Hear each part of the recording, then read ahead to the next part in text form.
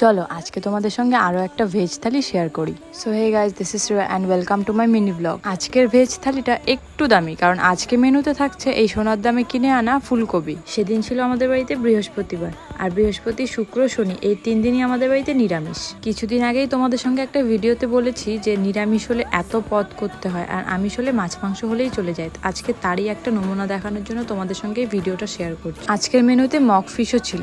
আজকের মেনুতে কিন্তু আরো একটা নতুন জিনিসও ছিল, দেখো তো তোমরা চেনো নাকি? এই যে এটাকে নতুন বলছি কারণ এটা তোমাদের সঙ্গে প্রথমবার শেয়ার করছি। এটা কিন্তু আমরা আগে অনেকবার খেয়েছি। এই রান্নার মাঝে আবার পাপার খিচুড়িটাও বানাতে হয়েছে। এখানে পাপার খিচুড়ির সবজিগুলো আমি গ্রেট করে নিয়েছিলাম, আর এখানে ডালিয়া আর 2 রকমের ডাল আগে থেকেই ভিজিয়ে রেখেছিলাম, কারণ অনেক বেলা হয়ে এসেছিল তো তাই। আর আমি ওকে স্নানের আগে সবসময় ফল দিই, কারণ ও ফল খায় কম, গায়ে মাখে বেশি। আর এই যে এখানে আমাদের ভেজ থালি রেডি, দেখো তো কেমন হয়েছে।